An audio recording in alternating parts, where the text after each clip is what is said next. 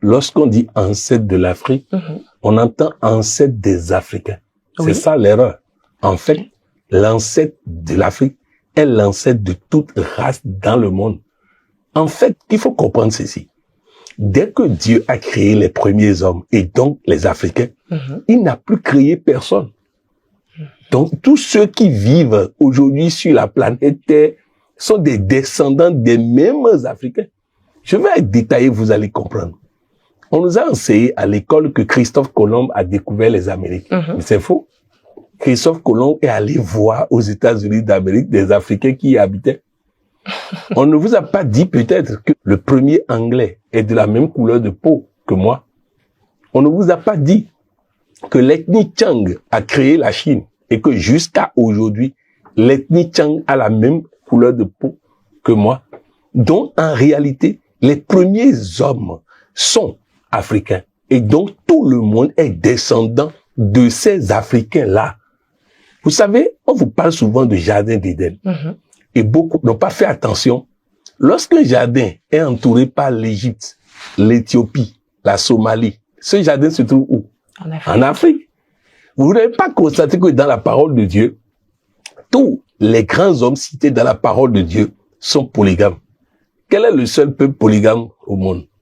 L'Africain. Donc, en réalité, tout est basé sur l'Afrique. On retient donc que Dieu a enseigné nos ancêtres à nous tous. Oui, c'est ça. Dieu a enseigné directement les premiers hommes qu'il avait à disposition. Vous savez que tout maître, avant de partir, va former qui? Ceux qui sont là. Effectivement. Dans un atelier de couture, on ne peut que former les apprentis qu'on a. Donc, c'est important que nous intégrons. À l'époque où Dieu devait enseigner et passer service, il n'y avait que des Africains sur terre. Il a donc passé service aux Africains. Je ne vais pas faire l'affront aux uns et aux autres de raconter un fait qu'il est difficile d'imaginer et d'envisager. Mais je vais vous dire comment nos ancêtres ont transféré, quel mode d'éducation ils ont utilisé pour transférer les connaissances. Et vous allez vous mettre dans la perspective de certainement c'est Dieu qui leur a soit utilisé le même mode, soit appris ce mode de connaissance. Le soir, le chef de famille, revenant à la maison, va s'asseoir sous l'arbre. L'arbre, vous voyez, il y a toujours un arbre dans une maison, dans l'histoire africaine.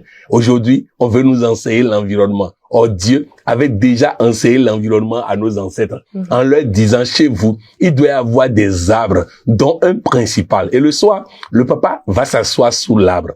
Après, sa femme ou ses femmes le rejoignent. Il leur dit ce qu'il a envie de partager avec les enfants ce jour-là.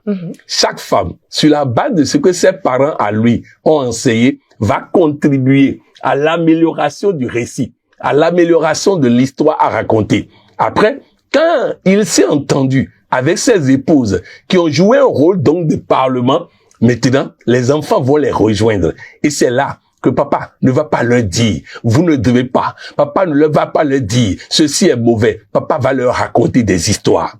Il va leur raconter des histoires. Dans ces histoires, ces enfants vont tirer, ah bon, si c'est ça, moi, je ferai ceci. Ah bon, si c'est ça, moi, je ne ferai pas ceci. Voilà comment nos parents ont enseigné. C'est important que nous comprenions que depuis Dieu, nos ancêtres n'ont fait que transférer les connaissances que Dieu leur a données pour faire face à tous les événements de la vie. Coach Pognon, nos ancêtres ont donc reproduit le système d'éducation instauré par Dieu lui-même. Apparemment, oui. Si je devais répondre à la manière de Jésus, je dirais, je ne fais rien que je n'ai vu le Père faire.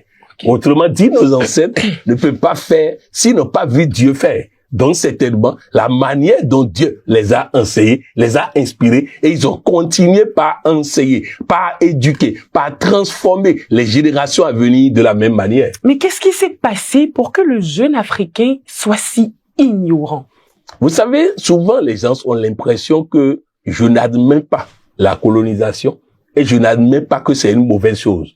Écoutez-moi bien. C'est la colonisation qui est venue créer des problèmes. Puisque la colonisation est venue avec l'école des diplômes, appelée l'école de Jules Ferry.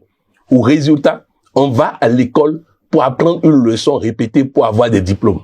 On ne va plus à l'école pour apprendre à gérer son corps. On ne va plus à l'école pour apprendre à réussir sa vie. On ne va plus à l'école pour apprendre à gagner sa vie. On ne va plus à l'école pour rien. Écoutez-moi bien.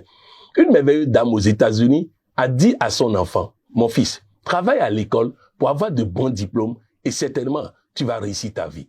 Et l'enfant demande à sa maman, maman, dis-moi,